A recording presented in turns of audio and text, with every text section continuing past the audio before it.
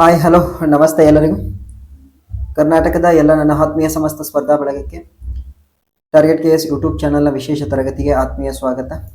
ಸ್ನೇಹಿತರೆ, ಇವತ್ತಿನ ಈ ಒಂದು ವಿಶೇಷ ತರಗತಿಯಲ್ಲಿ ಕಳಿಂಗ ಯುದ್ಧದ ಬಗ್ಗೆ ಮಾಹಿತಿಗಳನ್ನು ತಿಳ್ಕೊತಾ ಹೋಗ್ತೀವಿ. ಕಳಿಂಗ ಯುದ್ಧ ಎನ್ನುವಂಥದ್ದು ಪ್ರಾಚೀನ ಭಾರತದ ಇತಿಹಾಸದಲ್ಲೇ ನಡೆದಂತಹ ಪ್ರಮುಖವಾದ ಘಟನೆಗಳಲ್ಲಿ ಇದು ಕೂಡ ಒಂದು ಮಹತ್ವದ್ದಾದಂತಹ ಘಟನೆ ಆಗ್ತದ. ಪ್ರಬಲ ಸಾಮ್ರಾಜ್ಯದ ಅರಸನೋರ್ವ ಕೈಗೊಂಡಂತಹ ಮೊದಲ ಮತ್ತು ಕಟ್ಟಕಡೆಯ ಯುದ್ಧ ಕಳಿಂಗ ಯುದ್ಧ. ಈ ಕಳಿಂಗ ಯುದ್ಧ ಸಾಕಷ್ಟು ಪರಿಣಾಮಗಳಿಗೆ ಕಾರಣ ಆಗ್ತದ. ಆ ಯುದ್ಧ ಯಾವುದು ಮತ್ತೆ ಆ ಯುದ್ಧದಕ್ಕೆ ಸಂಬಂಧಪಟ್ಟ ಹಾಗೆ ಸಾಕಷ್ಟು ವಿಚಾರಗಳನ್ನ ಈ ತರಗತಿಯಲ್ಲಿ ಕೊಡ್ತಾ ಹೋಗ್ತೀನಿ. ವಿಡಿಯೋವನ್ನ ಕೊನೆ ತನಕ ನೋಡಿ, ಎಲ್ಲಿಯೂ ಕೂಡ ಸ್ಕಿಪ್ ಮಾಡ್ಲಿಕ್ಕೆ ಹೋಗ್ಬೇಡಿ.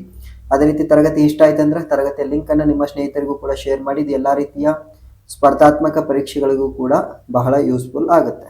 ಓಕೆ, ಕಳಿಂಗ ಯುದ್ಧ, ಅಶೋಕ ಎನ್ನುವಂತ ಕಾನ್ಸೆಪ್ಟ್ ಅನ್ನು ತೆಗೆದುಕೊಂಡು ಇಲ್ಲಿ ಮೊದಲನೇದಾಗಿ ಕಳಿಂಗ ಯುದ್ಧ ಎನ್ನುವಂಥದ್ದು ಏನಿದೆ, ಅಶೋಕನ ನೇತೃತ್ವದಲ್ಲಿ ಮೌರ್ಯ ಸಾಮ್ರಾಜ್ಯ ಮತ್ತೆ ಕಳಿಂಗ ರಾಜ್ಯದ ನಡುವಿನ ಒಂದು ಸಂಘರ್ಷ.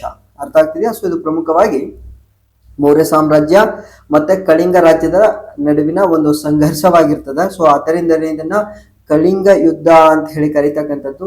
ಈ ಕಳಿಂಗ ಎನ್ನುವಂತ ಒಂದು ಸ್ಥಳ, ಕಳಿಂಗ ಎನ್ನುವಂಥದ್ದು ಇಂದಿನ ಅಂದ್ರೆ ಪ್ರಸ್ತುತ ಏನು ಒಡಿಸ್ಸಾ ರಾಜ್ಯ ಅಂತ ಹೇಳಿ ಕರಿತಾ ಹೋಗ್ತೀವಿ, ಈ ಒಡಿಸ್ಸಾ ಮತ್ತೆ ಆಗ್ನೇಯ ಆಂಧ್ರ ಪ್ರದೇಶದ ರಾಜ್ಯಗಳನ್ನ ಇದು ಒಳಗೊಂಡಿತ್ತು. ಅಂದ್ರೆ ಈಗ ಪ್ರಸ್ತುತ ಒಡಿಸ್ಸಾ ರಾಜ್ಯ, ಸಂಪೂರ್ಣವಾದ ಒಡಿಸ್ಸಾ ರಾಜ್ಯ ಮತ್ತೆ ಆಂಧ್ರ ಪ್ರದೇಶದ ಆಗ್ನೇಯ ಭಾಗದ ಭೂಪ್ರದೇಶವನ್ನ ಒಳಗೊಂಡಂತಹ ಒಂದು ಪ್ರದೇಶ ಏನಿದೆ, ಇದನ್ನೇ ಕಳಿಂಗ ಅಂತ ಹೇಳಿ ಕರಿತಾ ಇದ್ವಿ. ಕ್ಲಿಯರ್? ಇನ್ನು ಪ್ರಾಚೀನ ಭಾರತದಲ್ಲಿ ನಡೆದಂತ ಅತ್ಯಂತ ಭಯಾನಕ ಸಂಘರ್ಷಗಳಲ್ಲಿ ಇದು ಕೂಡ ಒಂದು. ಯಾವುದು? ಕಳಿಂಗ ಯುದ್ಧ.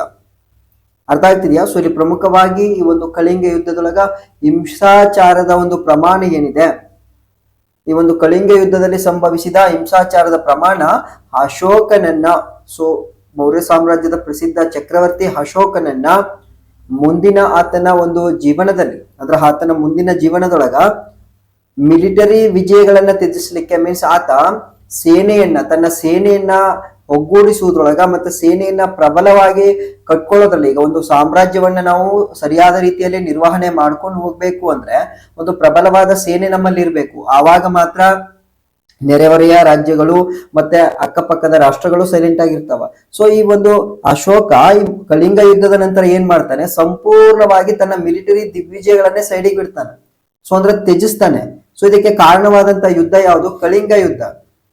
ಹಾಗಾದ್ರೆ ಇಷ್ಟರ ಮಟ್ಟಿಗೆ ಅಶೋಕನ ಮೇಲೆ ಪ್ರಭಾವ ಬೀರ್ಲಿಕ್ಕೆ ಈ ಒಂದು ಯುದ್ಧ ಏನೆಲ್ಲ ಕಾರಣಗಳು ಇದ್ದಾವೆ ಇಲ್ಲಿ ಪ್ರಮುಖವಾಗಿ ಗಮನಿಸ್ತಾ ಹೋಗಿ ಕಳಿಂಗ ಯುದ್ಧದ ಹಿನ್ನೆಲೆಯನ್ನ ನಾವು ನೋಡೋದಾಯ್ತಂದ್ರೆ, ಈ ಕಳಿಂಗ ಯುದ್ಧ ಎನ್ನುವಂಥದ್ದು, ಈಗ ಕಳಿಂಗ ಎನ್ನುವಂತ ಭೂಪ್ರದೇಶದ ಮೇಲೆ ಅಶೋಕನ ನಂತರ ಅಥವಾ ಅಶೋಕ ಮಾತ್ರ ಈ ಕಳಿಂಗ ಎನ್ನುವಂತ ಪ್ರದೇಶದ ಮೇಲೆ ಕಣ್ಣಿಟ್ಟಿರ್ಲಿಲ್ಲ.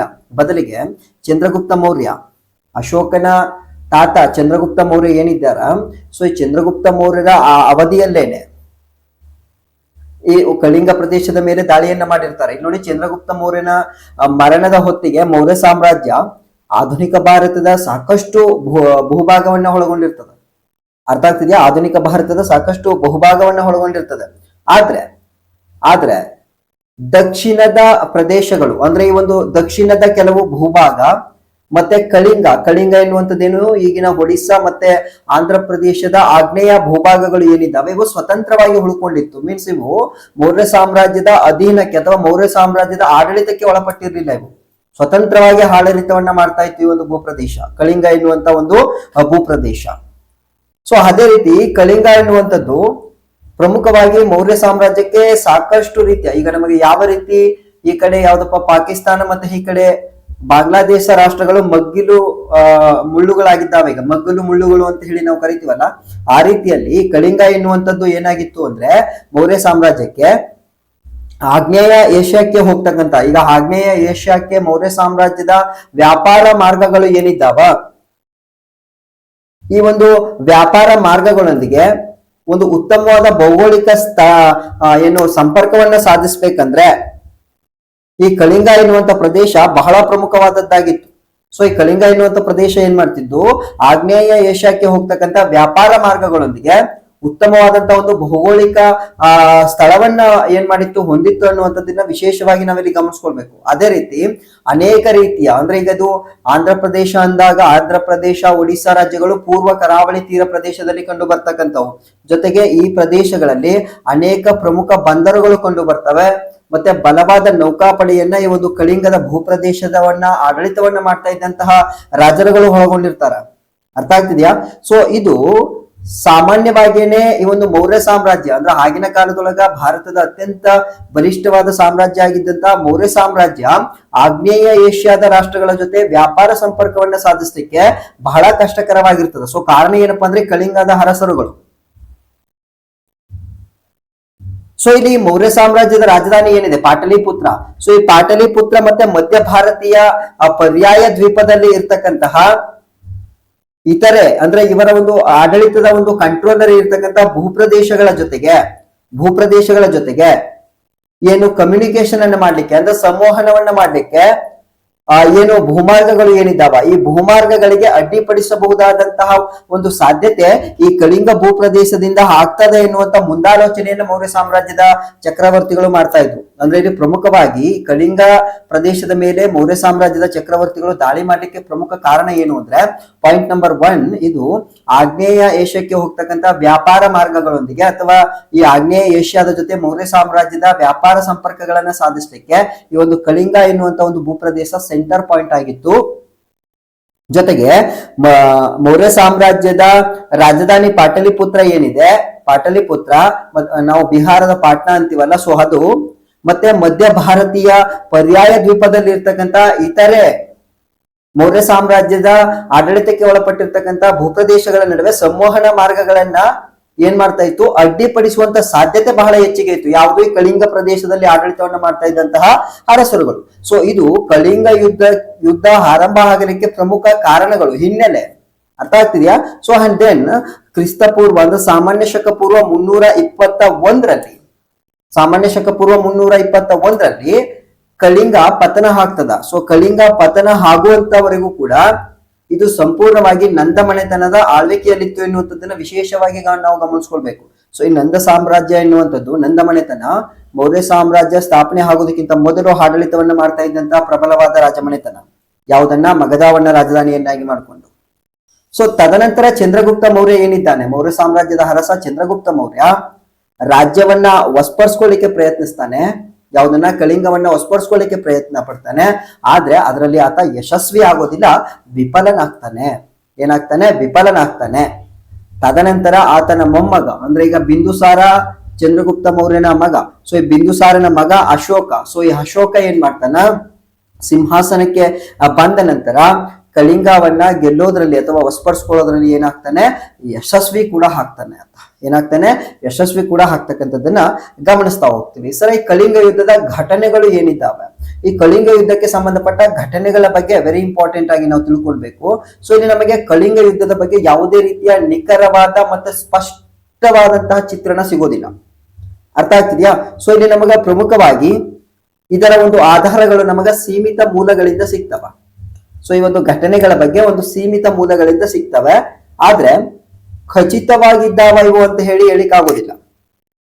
ಇಲ್ಲಿ ಪ್ರಮುಖವಾಗಿ ನಾವು ಕೆಲವೊಂದಷ್ಟು ವಿಚಾರಗಳನ್ನ ಖಚಿತವಾಗಿ ಹೇಳ್ಬೋದು. ಯಾವುದೆಂದ್ರೆ ಹಿಂಸಾಚಾರಗಳು ಮತ್ತೆ ಸಾವು ನೋವುಗಳು, ಇದರ ಮಟ್ಟ ಏನಾಗಿತ್ತಪ್ಪ ಅಂದ್ರೆ ಬಹಳ ದೊಡ್ಡ ಮಟ್ಟದಲ್ಲಿ ಆಗಿತ್ತು. ಅಂದ್ರೆ ಕಳಿಂಗ ಯುದ್ಧದ ಒಂದು ಸಾವು ನೋವಿನ ಪ್ರಮಾಣ ಮತ್ತೆ ಹಿಂಸಾಚಾರದ ಪ್ರಮಾಣ ಬಹಳ ದೊಡ್ಡ ಮಟ್ಟದಲ್ಲಿತ್ತು.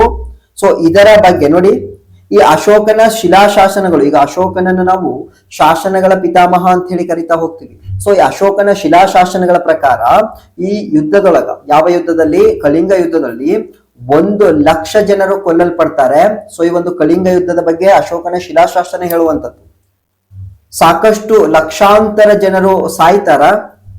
ಓಕೆ, ಸೊ ಅದೇ ರೀತಿ 1,50,000 ಜನರನ್ನ ಸೆರೆಯಾಳುಗಳಾಗಿ, ಯುದ್ಧ ಕೈದಿಗಳನ್ನಾಗಿ ಬಂಧಿಸಲಾಗ್ತದೆ. ಅರ್ಥ ಆಗ್ತಿದ್ಯಾ? ಸೊ ಆದ್ರೆ ಈ ಒಂದು ಅಂಕಿಅಂಶಗಳನ್ನ ಕೆಲವು ಇತಿಹಾಸಕಾರರು ತಿರಸ್ಕರಿಸ್ತಾರೆ, ಅಂದ್ರೆ ಇವು ಬಹಳ ಉತ್ಪ್ರೇಕ್ಷಣೀಯವಾಗಿದ್ದಾವ ಅಂತ ಹೇಳಿ. ಆದ್ರೂ ಕೂಡ ಸೊ ಈ ಒಂದು ಕಳಿಂಗ ಯುದ್ಧ ಎನ್ನುವಂಥದ್ದು ಏನಿದೆ, ಇದು ಯಾರ ಮೇಲೆ ಶಾಶ್ವತವಾದ ಪರಿಣಾಮವನ್ನ ಅಥವಾ ಪ್ರಭಾವವನ್ನ ಬೀರ್ತು ಅಂದ್ರೆ ಅಶೋಕನ ಮೇಲೆ ಇದು ತನ್ನ ಪ್ರಭಾವವನ್ನ ಬೀರ್ತಾ ಹೋಗ್ತದೆ. ಸೊ ಈ ಒಂದು ಯುದ್ಧ ಅಶೋಕನ ಆಡಳಿತಾವಧಿಯ 8ನೇ ವರ್ಷದಲ್ಲಿ ನಡೀತದೆ. ಯಾವಾಗ? ಸಾಮಾನ್ಯ ಶಕ ಪೂರ್ವ 261ರಲ್ಲಿ, ಕ್ರಿಸ್ತಪೂರ್ವ 261ರಲ್ಲಿ ಯುದ್ಧ ನಡೀತಾ ಹೋಗ್ತದ. ಸೊ ಇನ್ನು ಚಂದ್ರಗುಪ್ತ ಮೌರ್ಯನ ಆಸ್ಥಾನಕ್ಕೆ ಒಬ್ಬ ಗ್ರೀಕ್ ಪ್ರವಾಸಿಗ ಭೇಟಿಯನ್ನ ಕೊಟ್ಟಿರ್ತಾನ. ಸೊ ಆ ಪ್ರವಾಸಿಗ ಮೆಗಸ್ತನಿಸ್ ಅಂತ ಹೇಳಿ ಕರಿತಾ ಹೋಗ್ತೀವಿ. ಈತನದೊಂದು ಪ್ರಸಿದ್ಧ ಕೃತಿ ಇದೆ, ಇಂಡಿಕಾ ಅಂತ ಹೇಳಿ. ಸೊ ಈತ ಹೇಳೋ ಪ್ರಕಾರ, ಯಾರು ಮೆಗಸ್ತನಿಸ್ ಹೇಳೋ ಪ್ರಕಾರ, ಕಳಿಂಗದ ದೊರೆ ಏನಿದ್ದಾನ ಈತ ಪದಾತಿ ದಳ, ಅಶ್ವದಳ ಮತ್ತೆ ಆನೆಗಳನ್ನ ಒಳಗೊಂಡಂತಹ ಪ್ರಬಲ ಸೈನ್ಯವನ್ನ ಹೊಂದಿರ್ತಾನೆ. ನೋಡಿ, ಚಂದ್ರಗುಪ್ತ ಮೌರ್ಯನ ಆಡಳಿತಾವಧಿಯಲ್ಲೇನೆ ಚಂದ್ರಗುಪ್ತ ಮೌರ್ಯನಿಂದ ಈ ಒಂದು ಕಳಿಂಗ ಪ್ರದೇಶವನ್ನ ವಶಪಡಿಸಿಕೊಳ್ಳಿಕ್ಕೆ ಅವರಿಂದ ಸಾಧ್ಯ ಆಗಿಲ್ಲ ಅಂದ್ರೆ ಆ ಒಂದು ಭೂಪ್ರದೇಶ ಅಥವಾ ಕಳಿಂಗವನ್ನ ಆಡಳಿತ ಮಾಡ್ತಾ ಇದ್ದಂತಹ ಅರಸರುಗಳು ಎಷ್ಟರ ಮಟ್ಟಿಗೆ ಪ್ರಬಲರಾಗಿದ್ರು ಅಂತ ಹೇಳಿ ನಮ್ಗೆ ಗೊತ್ತಾಗ್ತದೆ. ಸೊ ಆ ಒಂದು ಕಾರಣ ಇಲ್ಲಿ ಪ್ರಮುಖವಾಗಿ ಇವರ ಬಳಿ ಪದಾತಿ ದಳ ಇರ್ತದ, ಅಶ್ವದಳ ಇರ್ತದ, ಮತ್ತೆ ಈ ಒಂದು ಏನು ಆನೆ ದಳಗಳನ್ನು ಕೂಡ ಇವರು ಒಳಗೊಂಡಿರ್ತಾರ. ಸೊ ಇದು ಪ್ರಮುಖವಾಗಿಯೇ ಸಹಜವಾಗಿ ಅವರು ಬಲಿಷ್ಠವಾದ ಸೇನೆಯನ್ನ ಹೊಂದಿದ್ರು ಅಂತ ಹೇಳಿ ಗ್ರೀಕ್ ಪ್ರವಾಸಿಗ ಮೆಗಸ್ತನಿಸ್ ತನ್ನ ಕೃತಿಯೊಳಗ ಬರ್ಕೊಳ್ತಾ ಹೋಗ್ತಾನೆ. ಸೊ ಇದು ಕೂಡ ವೆರಿ ಇಂಪಾರ್ಟೆಂಟ್ ಆಗಿ ನಾವಿಲ್ಲಿ ಗಮನಿಸಬೇಕಾದಂಥದ್ದು. ಸೊ ಇನ್ನು ಕಳಿಂಗ ಯುದ್ಧದ ಪರಿಣಾಮಗಳನ್ನ ನಾವು ನೋಡೋದಾದ್ರೆ, ಸೊ ಆಫ್ಟರ್ ಕಳಿಂಗ ವಾರ್ ಏನೆಲ್ಲ ಪರಿಣಾಮಗಳು ಆದ್ವು. ಸೊ ಇದು ಈ ಒಂದು ಯುದ್ಧ ನೇರವಾಗಿ ಅತಿ ಹೆಚ್ಚು ಪರಿಣಾಮವನ್ನ ಬೀರಿದ್ದಂಥದ್ದು ಅಶೋಕನ ಮೇಲೆ. ಸೊ ಈ ಅಶೋಕ ಏನ್ ಮಾಡ್ತಾನೆ, ಸಂಪೂರ್ಣವಾಗಿ ಯುದ್ಧ ನೀತಿಯನ್ನೇ ತ್ಯಜಿಸ್ತಾನೆ. ಪ್ರಾಚೀನ ಭಾರತದ ಇತಿಹಾಸದಲ್ಲೇನೆ, ಪ್ರಾಚೀನ ಭಾರತದ ಇತಿಹಾಸದ ವೃತ್ತಾಂತಗಳಲ್ಲೇನೆ ಒಬ್ಬ ಚಕ್ರವರ್ತಿ ಯುದ್ಧದಲ್ಲಿ ಆದಂತಹ ಸಾವು ನೋವುಗಳಿಂದ ಮತ್ತೆ ತಾನು ವಿಜಯಶಾಲಿ ಆಗಿದ್ರೂ ಸಹ ಆ ಯುದ್ಧದಲ್ಲಿ ಸಂಭವಿಸಿದ ಸಾವು ನೋವುಗಳಿಂದ ಮನನೊಂದು ತನ್ನ ಕತ್ತಿಯನ್ನ ತ್ಯಜಿಸಲಿಕ್ಕೆ ಕಾರಣ ಆಗಿರ್ತಕ್ಕಂಥ ಏಕೈಕ ಯುದ್ಧ ಯಾವ್ದಾದ್ರು ಇತ್ತಪ್ಪ ಅಂದ್ರೆ ಅದನ್ನ ನಾವು ಕಳಿಂಗ ಯುದ್ಧ ಅಂತ ಹೇಳಿ ಕರಿತಾ ಹೋಗ್ತೀವಿ. ಅರ್ಥ ಆಗ್ತಿದ್ಯಾ? ಅದನ್ನ ಕಳಿಂಗ ಯುದ್ಧ ಅಂತ ಹೇಳಿ ಕರಿತಾ ಹೋಗ್ತೀವಿ. ಸಂಪೂರ್ಣವಾಗಿ ಯುದ್ಧ ನೀತಿಯನ್ನ ಬಿಟ್ಬಿಡ್ತಾನೆ ಅಶೋಕ. ಸೊ ಈ ಕಳಿಂಗ ಯುದ್ಧ ಅನ್ನುವಂಥದ್ದು ಏನ್ ಮಾಡ್ತದ, ಅಶೋಕನನ್ನ ಬೌದ್ಧ ಧರ್ಮದೆಡೆಗೆ ಆಕರ್ಷಿತನಾಗ್ತಾನಾತ. ಅಹಿಂಸಾ ಜೀವನವನ್ನ ಸಾಗಿಸ್ಲಿಕ್ಕೆ ನಿರ್ಧಾರವನ್ನ ಮಾಡ್ತಾನೆ. ಮತ್ತೆ ಧರ್ಮ ವಿಜಯ ಅಂದ್ರೆ ಧರ್ಮದ ಮೂಲಕ ನಾನು ಗೆಲುವನ್ನ ಸಾಧಿಸಬೇಕು ಎನ್ನುವುದನ್ನ ಕಲಿಸ್ಕೊತಾನೆ. ಅಂದ್ರೆ ಕತ್ತಿಯ ಮೂಲಕ ಸಾಧಿಸುವಂತದ್ದು ನಿಜವಾದ ಜಯ ಅಲ್ಲ, ಧರ್ಮದ ಮೂಲಕ ವಿಜಯವನ್ನ ಪಡ್ಕೊಳ್ತಕ್ಕಂಥದ್ದು ನಿಜವಾದ ಗೆಲುವು ಅಂತ ಹೇಳಿ ಹೇಳ್ತಾ ಹೋಗ್ತಾನೆ. ಇನ್ನು ಕಳಿಂಗ ಯುದ್ಧದ ನಂತರ, ಕಳಿಂಗದ ವಿಜಯದ ನಂತರ ಅಶೋಕ ಏನ್ ಮಾಡ್ತಾನ, ಸಾಮ್ರಾಜ್ಯದ ಮಿಲಿಟರಿ ವಿಸ್ತರಣಾ ನೀತಿಯನ್ನೇ ಕಂಪ್ಲೀಟ್ ಸ್ಟಾಪ್ ಮಾಡ್ತಾನ. ಯಾವುದೇ ಮಿಲಿಟರಿಯನ್ನ ಪ್ರಬಲಗೊಳಿಸ್ಕೊಳ್ಳಿಕ್ಕೆ ಆತ ಏನ್ ಮಾಡೋದಿಲ್ಲ, ಪ್ರಯತ್ನವನ್ನ ಪಡೋದಿಲ್ಲ. ಸೊ ಆತನ ಆಡಳಿತಾವಧಿಯ 40 ವರ್ಷಗಳಿಗೂ ಹೆಚ್ಚು ಕಾಲ ಏನ್ ಮಾಡ್ತಾನ, ಯಾವುದೇ ರೀತಿಯ ಯುದ್ಧಗಳು ಆಗದಂತ ರೀತಿಯಲ್ಲಿ ಶಾಂತಿಯುತ ಒಂದು ಸಮೃದ್ಧಿಯ ಯುಗವನ್ನ ಏನ್ ಮಾಡ್ತಾನ ಅಶೋಕ ಆರಂಭ ಮಾಡ್ತಕ್ಕಂಥದ್ದನ್ನ ನಾವು ಗಮನಿಸ್ತಾ ಹೋಗ್ತೀವಿ.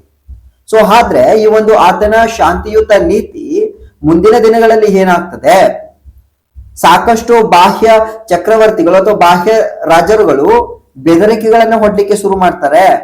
ಮತ್ತೆ ಈತ ತನ್ನನ್ನು ರಕ್ಷಿಸಿಕೊಳ್ಳುವ ಸಾಮರ್ಥ್ಯದಲ್ಲಿ ಏನಾಗ್ತಾನೆ, ದುರ್ಬಲನಾಗ್ತಾನೆ. ಸೊ ಈಗಿನ ಆಧುನಿಕ ಕಾಲದ ಇತಿಹಾಸದ ರೀತಿ ಪ್ರಾಚೀನ ಕಾಲದಲ್ಲಿ ಇರಲಿಲ್ಲ.